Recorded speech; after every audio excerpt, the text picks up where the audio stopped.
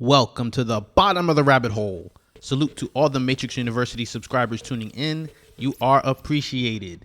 In this video, we are going to talk about the Matrix comic, Hunters and Collectors. Naturally, that means there will be spoilers. And if this is your first time down here or you want to know everything about the Matrix universe, be sure to like, subscribe, and hit the notification bell so you do not miss out on any future yellow-pilled content. The story and art was created by Ruth, who has done work for Dark Horse, DC Vertigo, Fantagraphics, and the New York Times. Greg's first picture book, Our Enduring Spirit, was written by President Barack Obama. He also collaborated with Ethan Hawke on the graphic novel Inde, while the Lost Boy graphic novel was Ruth's debut for Scholastic. Hunters and Collectors opens up saying that they, quote, called him Ahab, which is the first reference to the classic novel Moby Dick. The hovercraft Polaris was loading up on the surface when the operator Twist detected that a sentinel was patrolling nearby. Nova tried to gather back the crew members still on the surface when Flint, gazing at the ruins of the lost human city they were in, decided to mysteriously stay behind instead. Uninvited, Nova followed Flint as he took off, believing that Flint was headed off to collect more artifacts, and decided to let the ship go without them. As Nova followed Flint, she attempted asking him questions about the unexplored edges of the city they were headed to, but Flint was unresponsive, avoiding conversation. Nova, knowing how Flint was, decided not to ask any further questions. However, Nova noticed that during their expedition, Flint had been ignoring the artifacts they were supposed to be collecting. Nova then recalled how people had believed that Flint, who used to be a captain of his own ship, had changed since losing the Pequod to a Sentinel attack. In the Matrix comic, there are no flowers in the real world. It mentioned the Pequod being the name of the hovercraft ship that attempted to rescue Rocket, the main character of that comic, who was stranded aboard the Mariner, which crashed somewhere in Japan. And the Pequod itself is a reference to the name of Ahab's ship in the novel Moby Dick. The Pequod was later destroyed by a Sentinel attacker, which puts Hunters and Collectors after There Are No Flowers in the Real World along the Matrix Universe events timeline. Flint was both the captain of the Pequod and the sole survivor of the Sentinel attack. Flint then went on to scavenge the heavily machine-patrolled surface for artifacts, but had gone crazy after losing the Pequod crew and was now suicidal in his thirst for vengeance. But Nova continued to follow Flint, displaying her immense faith in him.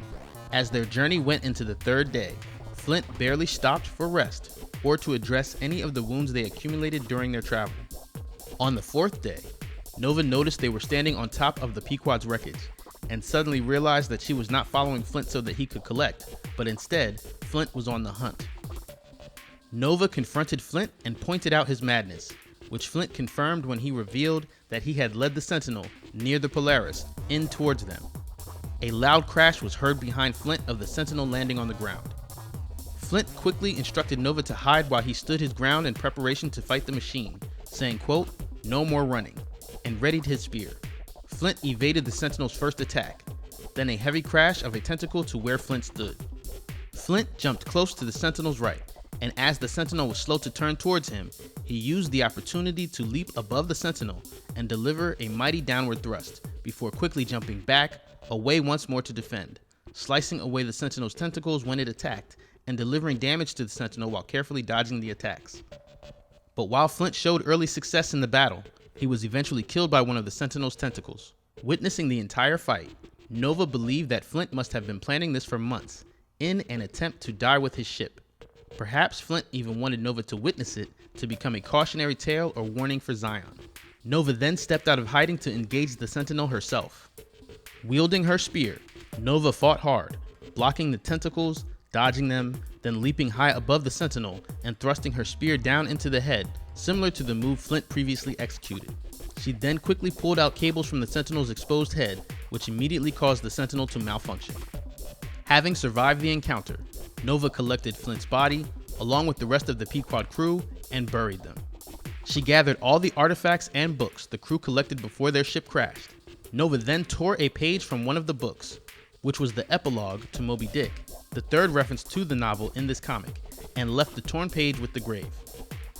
She also decided against using Flint's demise as a tale of warning to Zion, instead wishing for Flint's legend to continue to inspire more collectors like herself.